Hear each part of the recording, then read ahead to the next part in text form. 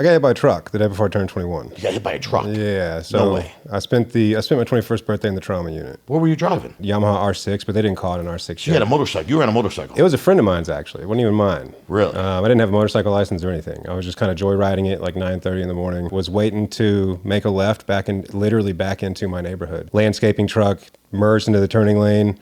I came up on the throttle a little bit. He realized he was making the incorrect turn, merged back out, and we kind of just met in the middle.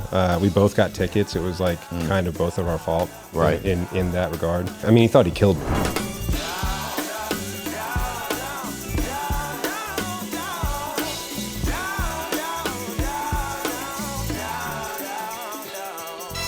Yo, it's your boy Phil Wham Bam Benamino. It's another Wham Bam Wednesday. You know, the show about ordinary people have done extraordinary things. And as always, first, as your host, I'm going to ask, please subscribe. Go down there, click the button. Subscribe, love it. Tell us what you don't like, what you like, share it. We need all that stuff so we can continue to give you great content.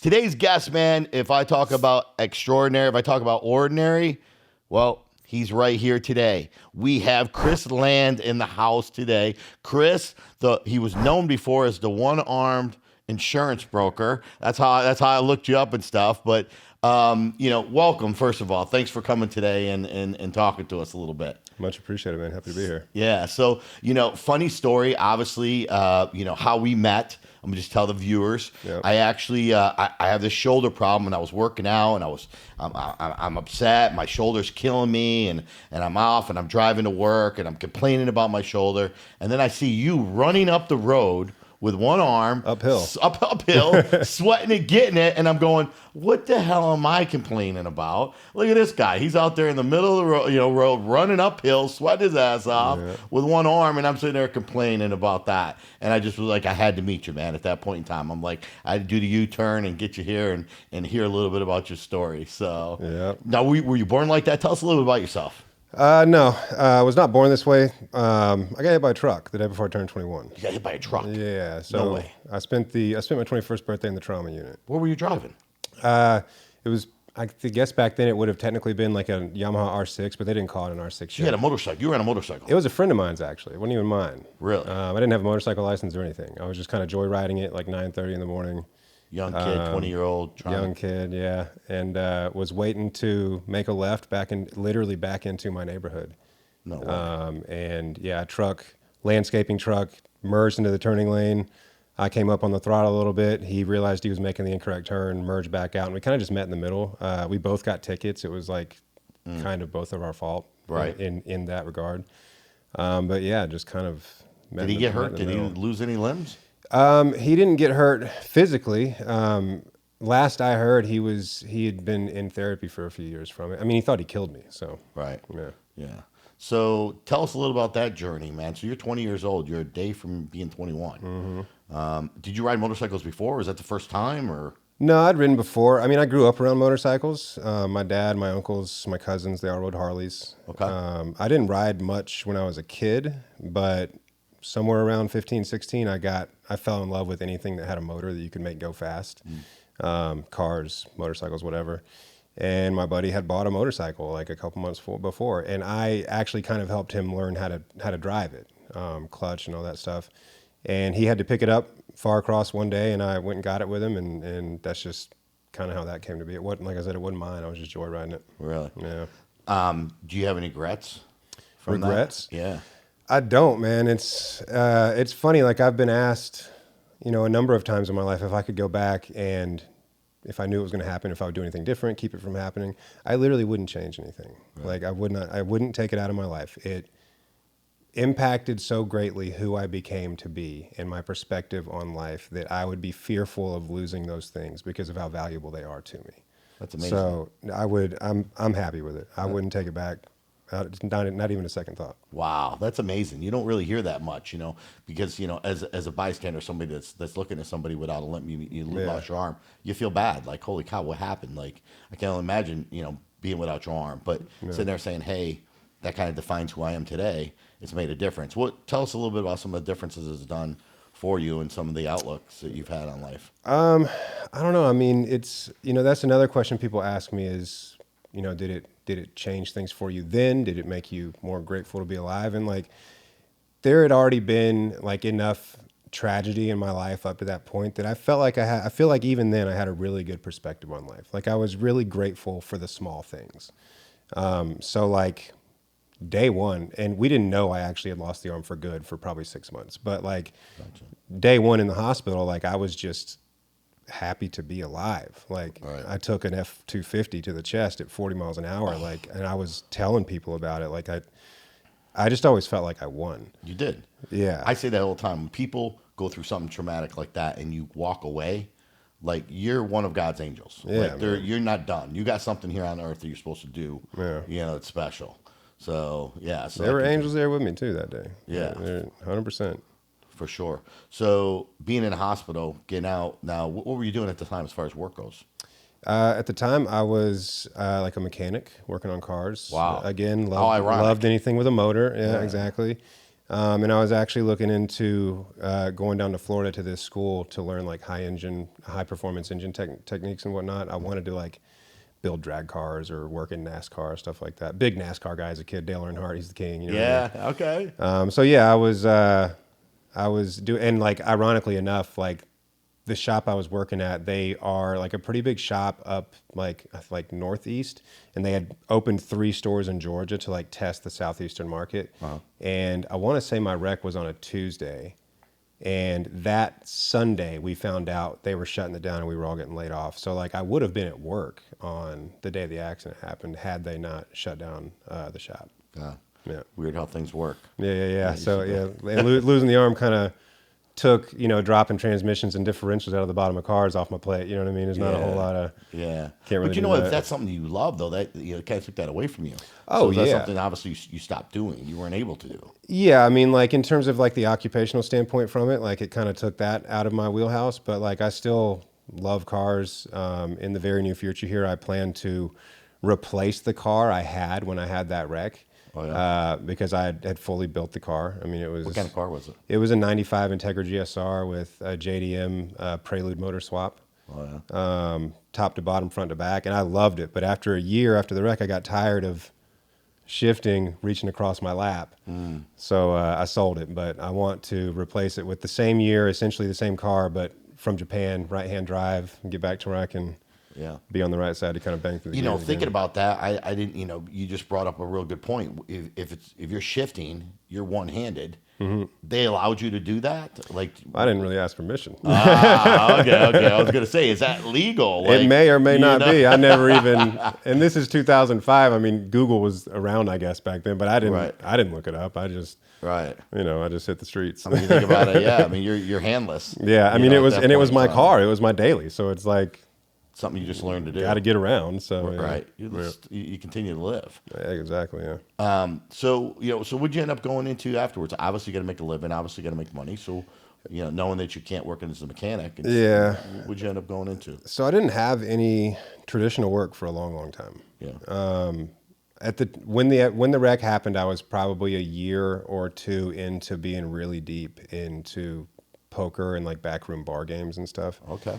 And kind of just started leaning really heavily into that to just kind of earn money, make ends meet, and just kind of never left the game, really.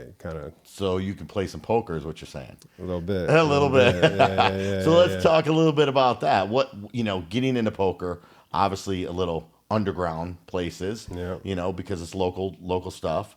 How hard was that to find games? Well, not hard at the time. I'm assuming that the landscape of like the Metro Atlanta like bar scene poker game has changed a bit since I've been like heavily involved in it. But back then, I mean, like there was one particular bar. It's shut down now. It was called Jeffrey's at the time in Alpharetta, and they would run a tournament like 4 nights a week, and then as tournament tables broke, they would get turned into cash sit and go tables, and then after the sit and go broke, it turned into a cash game. So by the end of the night, you had 4 tables running of cash, and I'd go hang out with my buddies, play the tournament, and then play the cash sit and goes, and then play the cash, and did that, there and at another spot. There are obviously private games around, home games and whatnot. Sure. I did that, 6 nights a week for years. Really? How much were you rolling in a week? Depends on the week. Sure. I mean, there were weeks where we lost a couple thousand. What's the most you ever won? In a day? Yeah. 23,000. 23,000. Not in those games. Okay. Those games, you probably walk away with it. I mean, it's not 5, 10, 10, 20 or anything back there. That's Sure. 1, 2, 2, 5. So you could easily win a couple $1,000, but yeah, you'd have to run real good to take 23,000 off of those right. tables. So tell us about the 23,000, man. What was that day like? That was fun. Where were you? I was on my couch at home. That was online on a tournament. You were online, so you played online. Yeah. You know what? I often wonder about that. I play some poker myself, but not online. I tried it a couple times, but I feel like computerized, generated. I got to see the cards. I want to see the people. I want to know it's real. Yeah, I get that. So you know what I mean. So I have a hard time with that, especially these days. Like the landscape of online poker is really wild these days. There's real-time assistants. We call them solvers. You can literally plug in your hand, the board, the turn, the river, and it'll give you the mathematically computer correct way to play a hand perfectly. Right. And when people use that in conjunction with a live hand online, they call it real-time assistance because you're getting actual assistance in real time. It's like AI shit, right? I mean, it is literally cheating. So there's that. There's people in China with a room full of 60 guys all basically farming, like bot farms and whatnot. Right. Where these computer-generated programs are built to play hands in a very specific way, and with a large enough sample size, they're going to pull profit off the site. There's a site called ACR that last year it came out that there was it was just flooded with bots that had taken close to $10 million out of the ecosystem. Wow. Which is crazy. Yeah. I mean, that is crazy. Yeah, and that's straight cheating. That's straight cheating. Yeah. So how do you protect yourself knowing that you're not getting cheated and stuff? When it comes to online, you kind of just have to accept that if you're going to play in that space, you're at risk from some compromised games. Cash games are a lot different. I would say don't play cash online just because, you can seat with the people that you want to collude with and stuff like that. Tournaments, you're randomly seated, so you're definitely still going to be facing some of the bots and the computer programs and people using real-time assistance, humans using actual computer programs to tell them what to do. But the funny thing about a lot of these bots is, after a few orbits, you can kind of pinpoint which players are the bots if you have some at your table. Right. And if you understand how they're playing after identifying that they're a bot, you now can kind of understand what type of exploits to use against them. And you can beat the bots. I mean, the bots work because there's enough people online that don't realize that there's playing bots, and they can take small amounts of equity from people over a large sample. Bots in multi-table tournaments have trouble beating players that are like really, really good. That's interesting. You don't really think about that on the outside, thinking that you can beat a bot because to me, they're the guy that they know they're going to catch that river card. Yeah. That's going to give them that full house or give them that straight flush or whatever it may be. Well, that would be God mode. Yeah. And that's a real thing too. That happened back in 2008 or 9, a site called Ultimate Bet. One of the creators of the site had a backdoor created in the code that allowed him to see every card on every table. Wow. And he played for like 2 years and took millions of dollars from high stakes players. It's probably the biggest scandal that's ever happened in the world of poker. But yet, tons of people still play. Yeah. That's the crazy thing about it. People are constantly and then they're wondering why they're not winning. Yeah. So to win $23,000, you got to tell me about that experience because it was fun. I mean, the day before there's like a tournament I play basically every night. It's a $55 buy-in, 35 or 40K guaranteed depending on the night. And the night before I had finished like 4th place in that for like $2,600. Okay. The next night was a Sunday, and if you know online poker, Sunday is the day. That's when all the big main events are, all the big guarantees. And they had a $325 high roller online. That would kind of be like a high roller. Yeah. And I was like, all right, well, I'm not really rolled. What I have on the site is it's not really a responsible decision to take, over a tenth of it and put it into this tournament, but I did that, and I made that decision, and like 4:30 a.m. the next morning, the final card fell, and I was the last guy standing. I was exhausted. I was ready to go to bed. Right. So it was a lot of fun to win, but the actual moment was just sigh of relief, close the computer, go to sleep. The most fun thing was, when my wife went to bed, I was starting to get relatively deep in the tournament. So in the morning, like 6:30, 7 o'clock, she's shaking me. She's like, "Hey, how'd you do in the tournament?" I'm like, "I did okay. You didn't even tell her? I mean, I made her. I let her guess a couple times. She's like, "What'd you win?" I was like, "I did pretty good." And she's like, "5K," and I was like, "A little more." And she's like, "7K." I was like, "One more guess." She goes, "10K," and I just go 23 and roll back over and went to sleep. So that was fun. That was She's like, "I'm going shopping tomorrow." Yeah. But talk about that. Talk about the tax though on that, because you know what, you win 23, but you really don't take home 23. You know, what is that like? How much of a cut do they really get? It's a chunk. I mean, it also depends on how you file. A lot of people are filing as quote unquote professional gamblers. I don't file that way. I didn't file that way then. I don't file that way now. But it's basically self-report, and you can claim your losses as write-offs. So like if I won that 23K, but the rest of the year I got my teeth kicked in for 10K, right? It's only 13K in winnings, and they're going to come and get 35 or 40% of it, right? But yeah, that's kind of and how it goes. Yeah. And I mean, every year, you know, at the main event at the World Series in Las Vegas, every year there's an article that comes out after the main event final table, because it's inevitably it's like a multicultural final table. There's people from all over the world that make the final table, and they're taking their winnings back to Europe or France or Germany or whatever. And there's always an article about how the taxes work in other countries and who took home what actual amount after the fact. But yeah, they come for their share. Shoot, the guy that just won the main event at the Cherokee stop I was just at, he won $368,000 for the main event, and they had to withhold $110,000 of it. So yeah, a lot of money. Yeah, it is. But I guess when you're going home, with 200 plus, you're okay. You feel pretty good about it. Okay. Yeah. All right. Yeah. There's worse ways to spend the day. Exactly. Yeah. It's probably better that way too, that they're holding it, because then it's gone.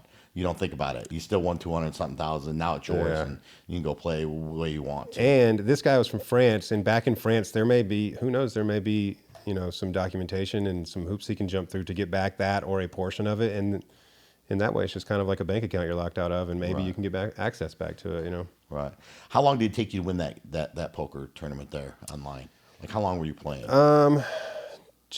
Like right about 10 or 11 hours. So yeah, straight. Yeah, no breaks. straight. Well, so online at 55 past the hour, every hour there's a 5-minute break. Okay. So every hour you get 5 minutes to take a quick nap. Yeah, use the bathroom, grab a water, whatever you got to do. Yeah. So there's breaks, they're just short. But still, it's draining, and people don't realize that So we had George Holmes on our pod here, who finished second.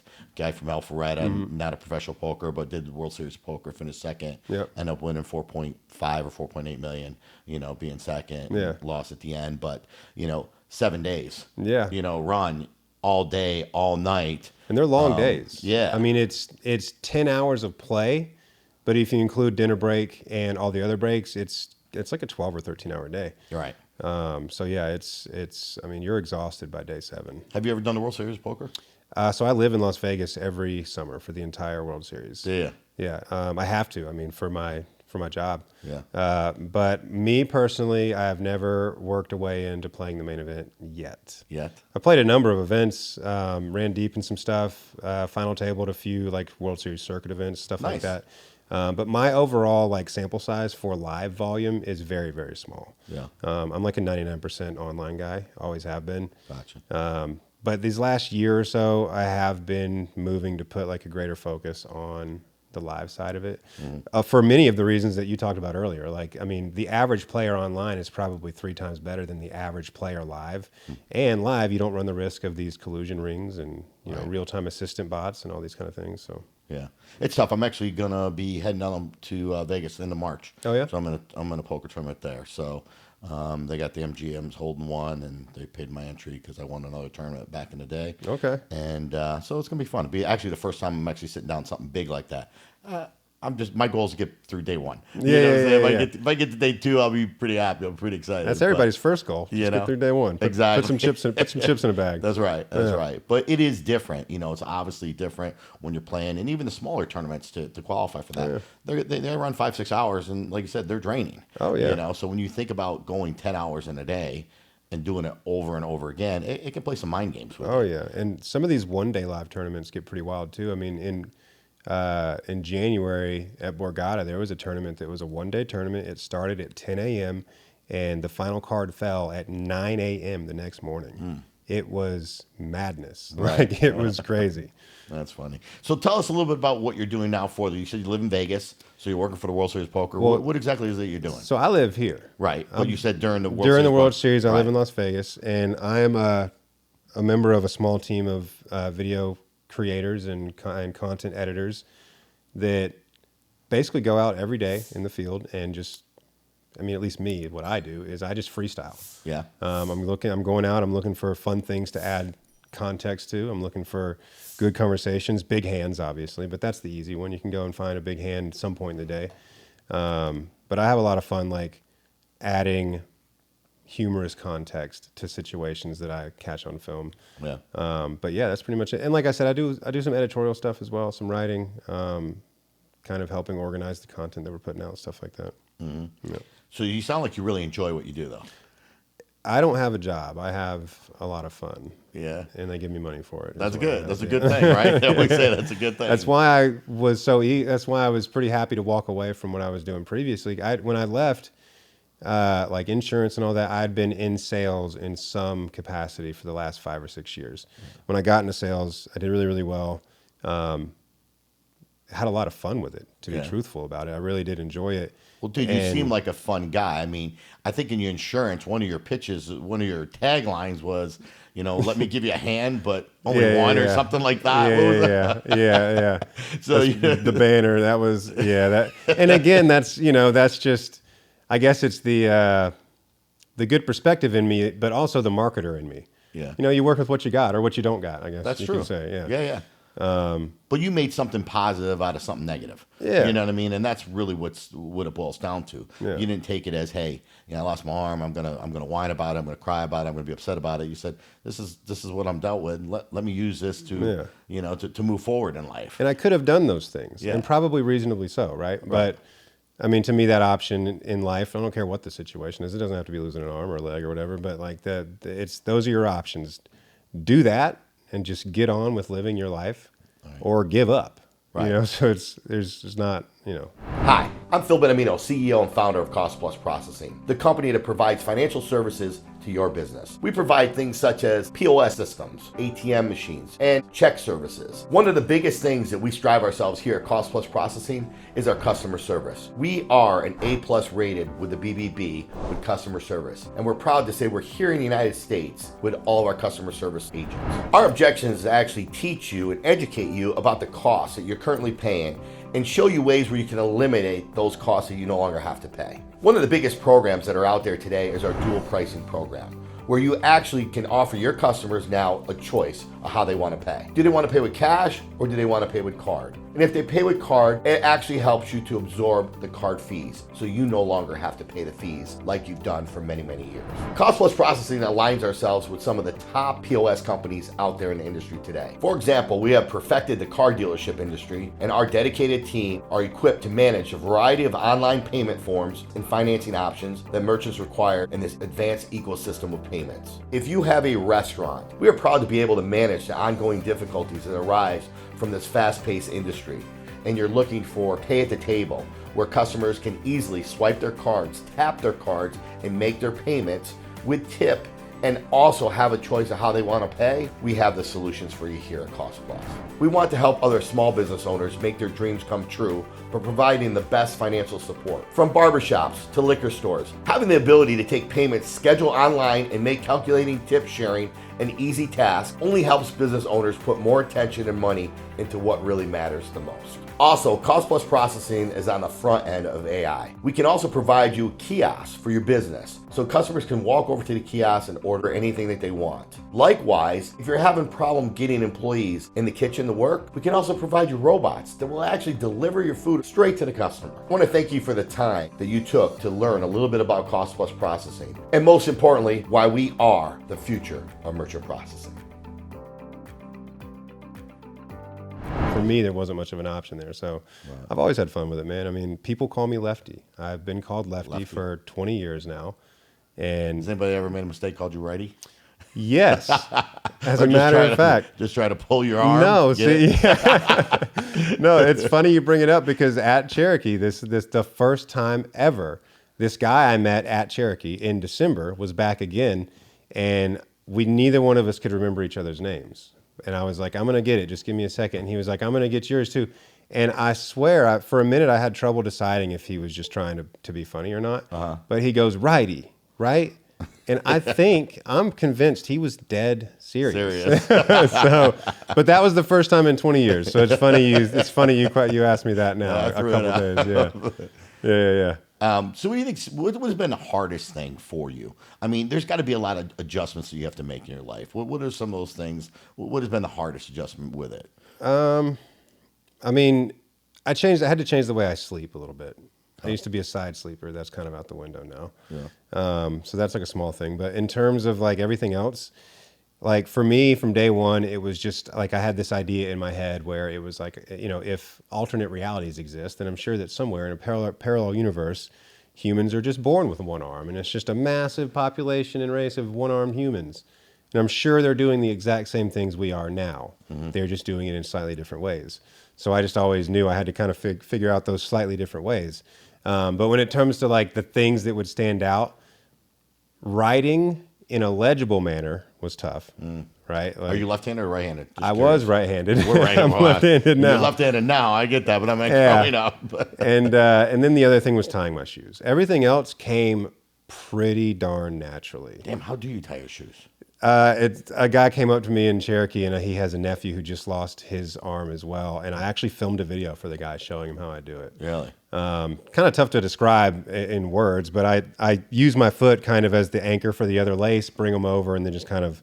You got to share that video with us. I will, yeah. I'll show you before I go. Yeah, pop that up there for him and stuff. That's interesting. Might help some other one-arm people. Yeah, that's what I'm saying. Well, yeah. and it's the little things that we don't think about as well. Oh yeah, the small stuff that, and like even with the writing, like I tell people a lot that whenever they ask that the writing, the human mind is an incredible thing, because the writing at one point just kind of took care of itself. Like from one night to the next morning, in the night it looked like I was trying to duct tape a pencil to my toe and write letters with it. Oh, wow. And the next morning, my handwriting looked essentially identical to what my right-handed writing looked like.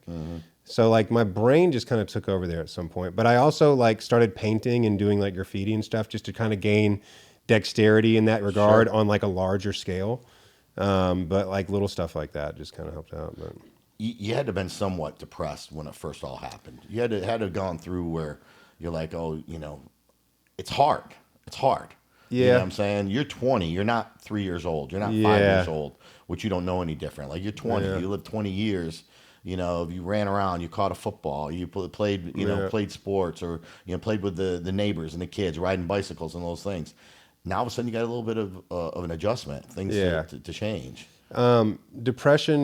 Depressed would probably be the wrong way to describe it. Back then, I didn't understand depression. Like in my world, for me, like it wasn't a thing. I was just always a happy person, and that didn't necessarily change when the wreck happened. I was still very happy. So I wouldn't say that I went through a time of depression. And again, I mean, a lot of it is probably just due to like the perspective that I had on life already. But what I will say did happen is there were like times, very brief moments in time where, I'd be at home and, when I was sitting at home, like, I mean, the pain, nerve pain it's a different kind of pain. It's real. It's very, very painful. So when I wasn't out playing poker at night, because that's essentially all I did, I would sit at home during the day.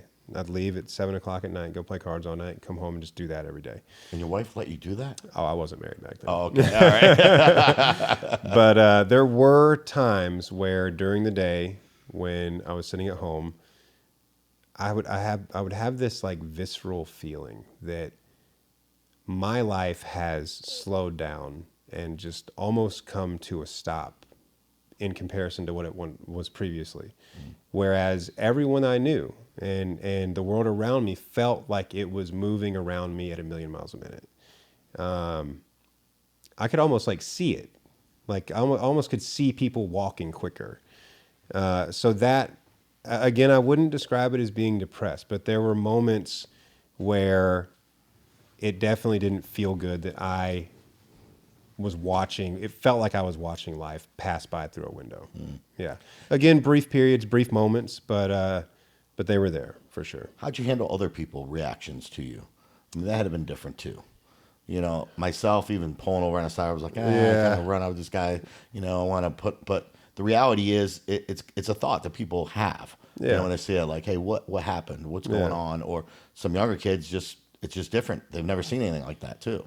Younger kids are very vocal with it. They have no filter. Yeah. So they're fun. There was a kid at my son's daycare that every day when I would pick him up, he'd get under the arm, like he could look up it and just ask me, like, where's your arm? And I'm like, well, it's the same place it was yesterday, Jacob. But yeah, I mean, people's reaction. This is another thing I've been very blessed with in my life. Like I've got a million acquaintances, but people that I call my family and my true friends, it's a very tight-knit circle. It has been for a very, very long time. Right. And I don't know that they ever saw me any differently. I think they just wanted to see me come through it on the other side. Right. But yeah, there was never any really crazy reactions. I mean, they just kind of treated me like I was normal. That might have been what I needed at the time. You know what I mean? Like, because I am normal, right? Sure, of course. But like you said, it's 100% a very natural thing for a human to see a human that doesn't look like them and wonder why is that, or why that happened, or are they okay? Right. But yeah, I mean, if for the most part back then, I didn't get a lot of it. People just kind of gave me whatever encouragement and love that they felt that I needed, and we just kind of kept cruising. People do ask me about it a lot these days. People ask that kind of stuff, kids especially, like I was saying. Yeah. But even when you're out on a jog. Yeah. And it's funny because I tell people, so again, the guy that came up to me, he's actually raising his 13-year-old nephew, who just lost their arm 8 months ago on a dirt bike accident. Wow, another dirt bike. Another motorcycle. Yeah. And I just bought both my sons dirt bikes for Christmas. So, you did? Yeah. Crazy person, right? Yeah. But you ride? Not anymore. Can't? Yeah. I designed it. I don't know if you figured it out. One of the first things I did when I kind of got up on my feet again was design a modification that could be applied to any standard USDM motorcycle to make it rideable with one hand. But it's just not safe, man. It's just not. What about with a prosthetic? Do you have one? Can you use one? No, I was offered one a number of times. I always turned it down. Yeah. For me personally, and I completely understand why some people do get them, but for me, it was just I'd already figured everything out by the time, because like I said, we didn't know that it wasn't going to come back for a good 6 months after the wreck. It took a lot of doctors, a lot of tests. They couldn't tell us what was wrong or why the arm was dead. So yeah, like there was. I've lost my train of thought there. We were just talking about having a prosthetic. Oh yeah. You said you turned it down. So by the time we had learned for sure that the arm was never coming back, I had already figured out everything. Like I was already doing everything again. So to me, and I had the arm dead for 3.5 years after the wreck. Really? Yeah. So for me, like a prosthetic, by the time I could actually get one, just seemed like I just lopped this thing off because it was in my way. Like now you want to put something else there. You know what I mean? So to me, it just seemed like another cumbersome thing to have to relearn when I had already figured everything out. So I always turned it down. Gotcha. Yeah. So you had it for 3 years. You had an arm that had no nerve, no feeling, no nothing. Yeah. I mean, it had feeling. It had feeling. But you couldn't control it. I couldn't move it. So that would have been awkward for you. Yeah. I mean, I had a sling. I'd bring a pillow with me everywhere I went to sit it on my lap so it didn't just dangle. And yeah, I just walked around with it like that for a while. Once we figured out that it was not going to come back. So my injury was what's called a brachial plexus injury.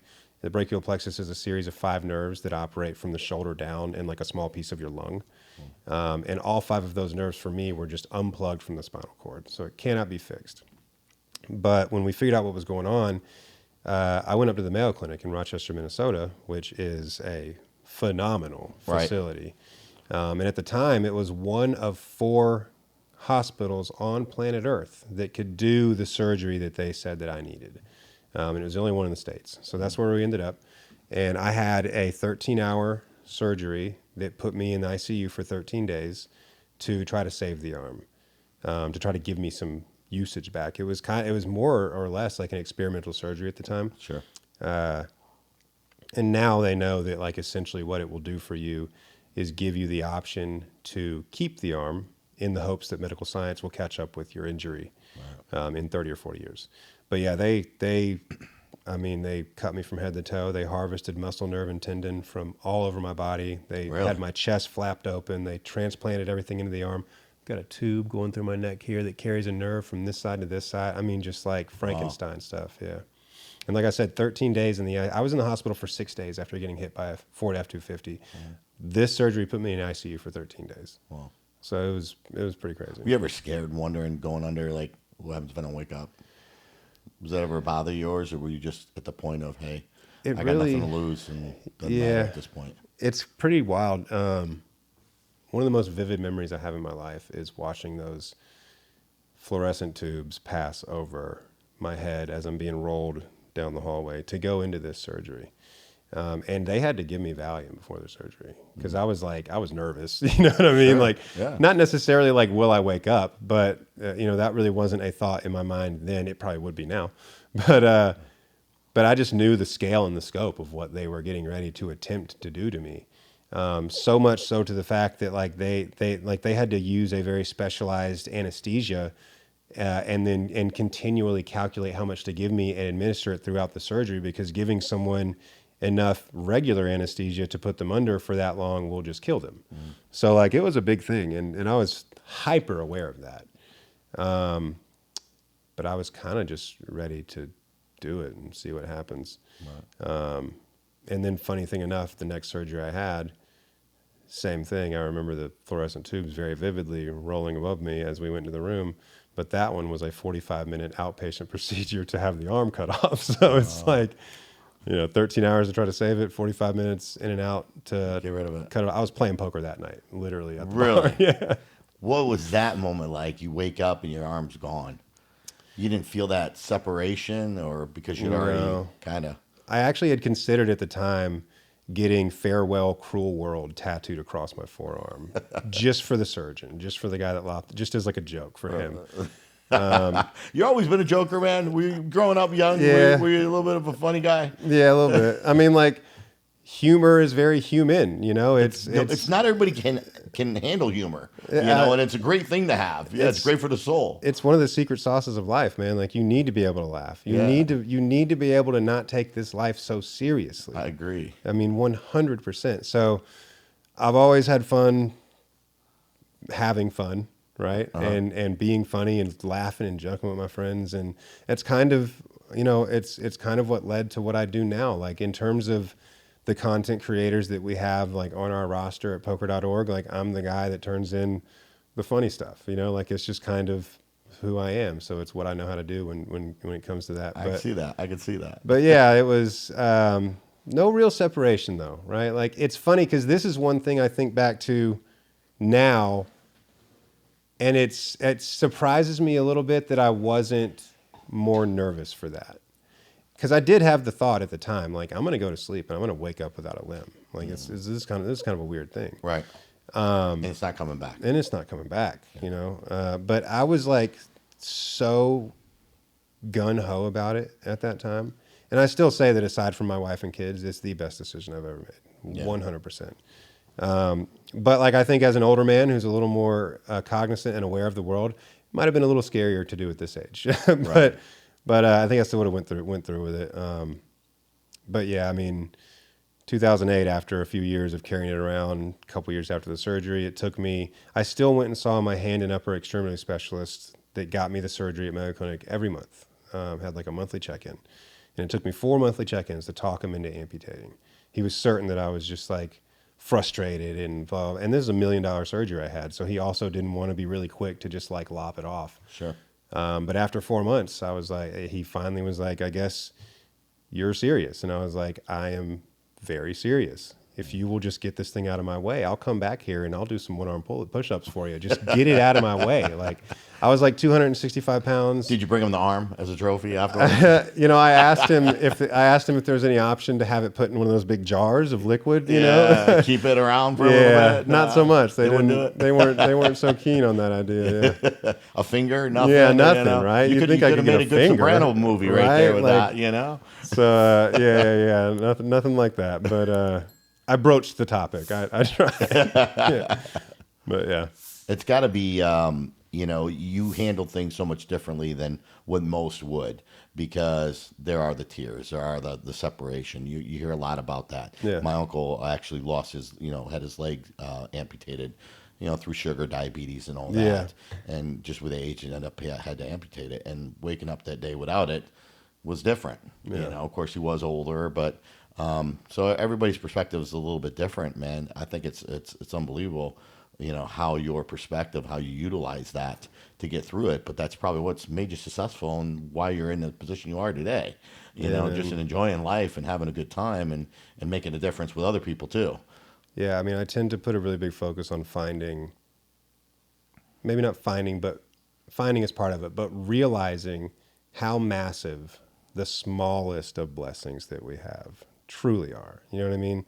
Like if you can wake up in the morning and just be glad that you're waking up and thankful for the fact that you had a blanket on you and you didn't have to sleep cold. You know what I mean? Like that sets up your whole life. You can, like, there's a saying, I want to say it was like Thomas Jefferson or something, but it says, I find that the harder that I work, the luckier I am. And to me, like, what I'm talking about is kind of the same thing. Like, people might look at somebody like me and be like, how is he so happy? I'm happy because I work at being happy. Right. I make sure to be cognizantly aware of the blessings in my life and focusing on them. I don't focus on my shortcomings, the things that I don't have. Which everybody has. Everybody has. Focus on the things that I have and and how monumental they are in my world and in my life. And I'm not a rich man. I don't have a whole lot of stuff. Oh, you're rich. But I'm richer than 99% of the people in the world that have $40 million in the bank. You know what I mean? Like I'm very, very, me and my wife are very big on raising our kids to understand that you might not have a penny in the bank, but if you've got the things in life that matter and you can find the blessings in life, you're wealthy in ways that most people can only dream of being. Exactly. Yeah. It's so funny because there's so many, multimillionaires that are so unhappy with their lives. Oh yeah. You can have all the money in the world and be, I know, right. Me too. Yeah. And that's why the suicide rate's the highest with millionaires, because they get to that point, right? Yeah. But they're always trying to buy that happiness somehow. Yeah. And then when it runs out or they realize they're still not happy, what comes next? Yeah. So, and desire is a very funny thing too, right? Like, people think of desire as like they want something, they're going to get something, but everything that we do in life, the words and the feelings and the emotions that we have and think and say, they carry energy, they carry a vibrational frequency. And the feeling, the emotion of desire, the definition of desire literally states that it's something that you do not have, that is not yours.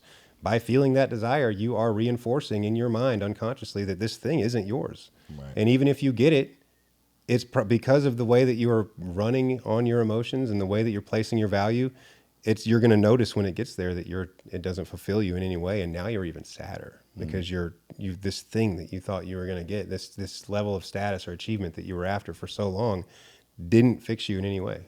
So it's a crazy thing. There's a lot of people in the world that place value in the wrong places. All right. So tell me about the decision that went into buying your boys motorcycles. My mom is not happy about it. That's the thing about my accident too. That's probably the only thing I feel bad about. Hold on, let's rewind. You talked about mom. How did mom handle this whole accident and everything went down? I mean, how was the family about all of it? Man, that's probably the only thing that, if I were going to place some regret on it or have some sadness connected to it, it would be what she had to go through. I mean, that's a parent's worst nightmare. I mean, listen, like when I was 3.5, my dad was a crane operator.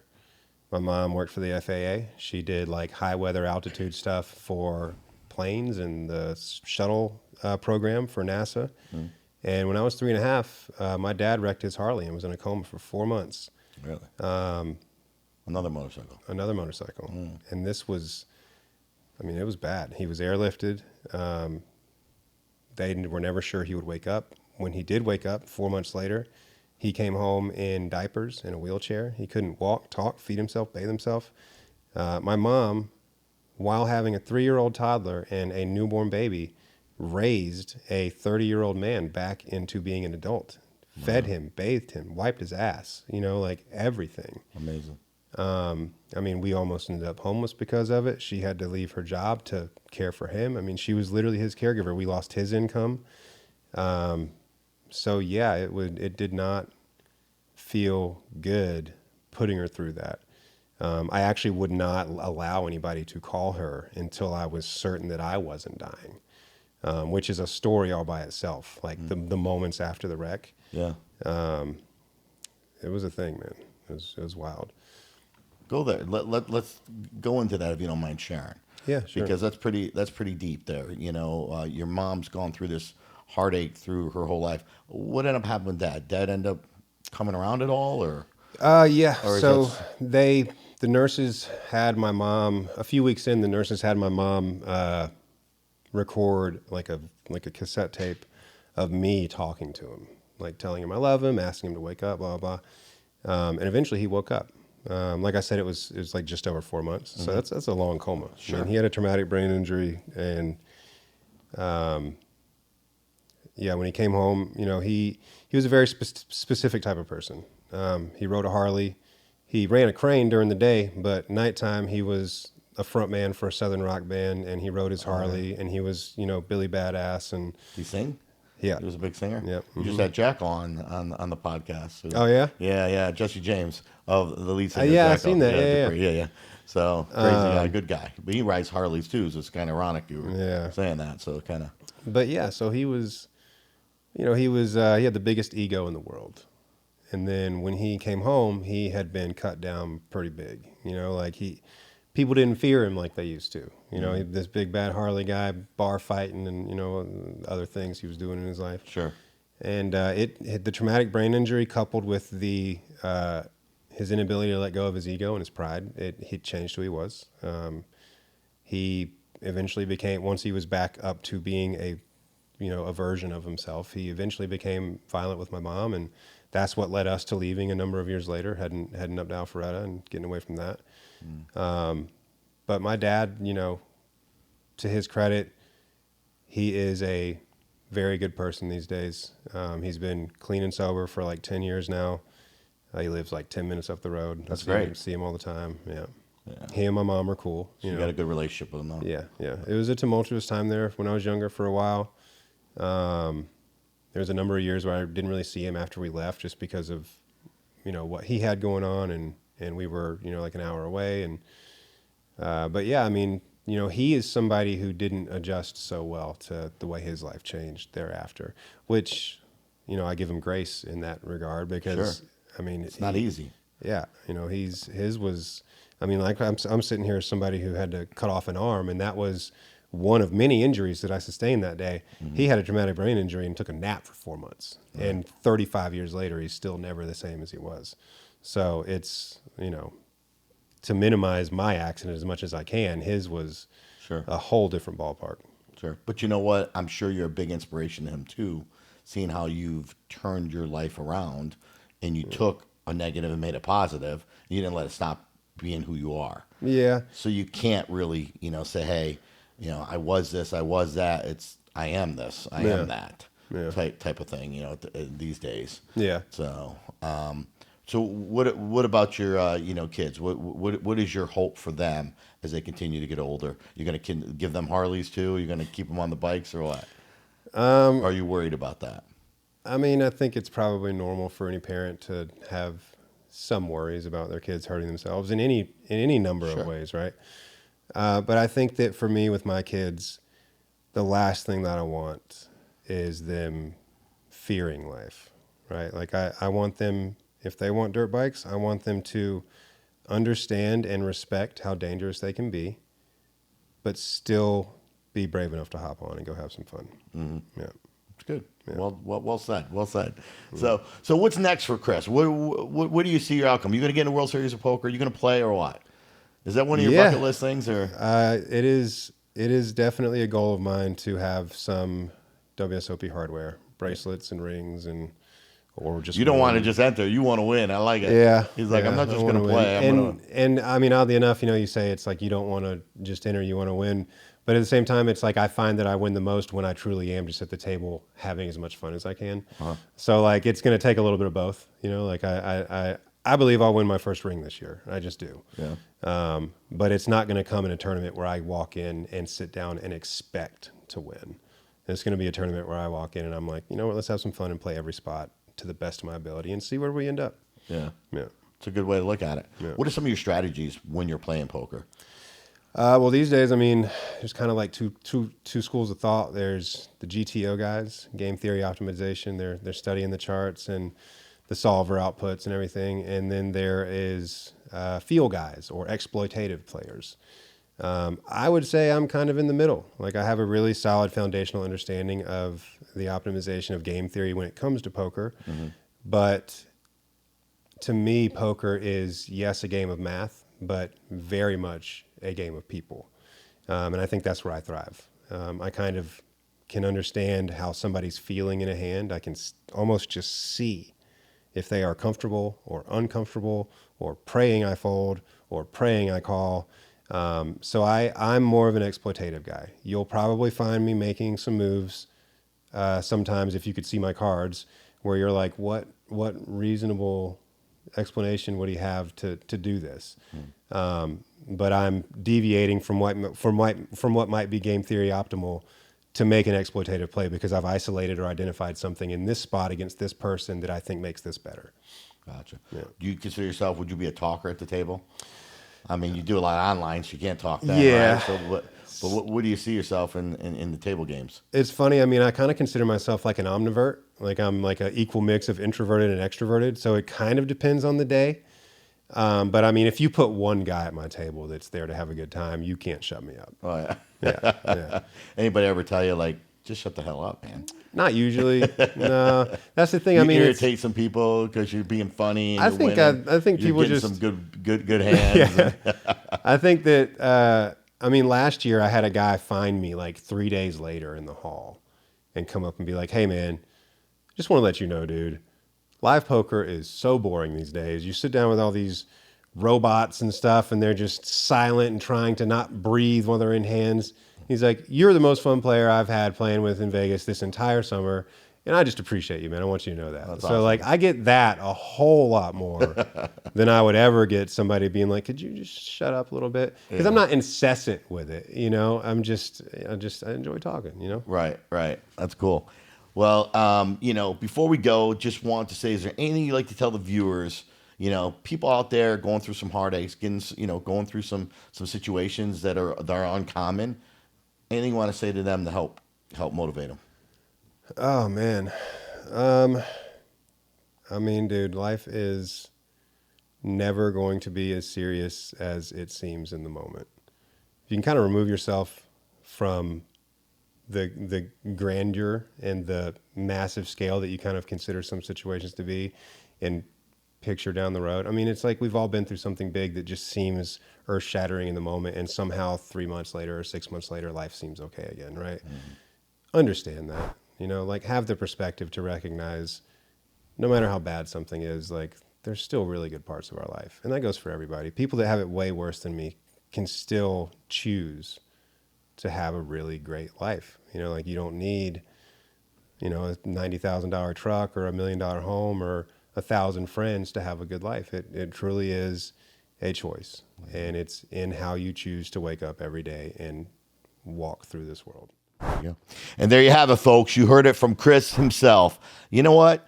As I always say, if life was a movie, would your life be worth watching? And if the answer is no, then stop being ordinary and start being extraordinary. As always, baby, stay positive and keep testing negative. I'll see you next Wednesday, and I'm out.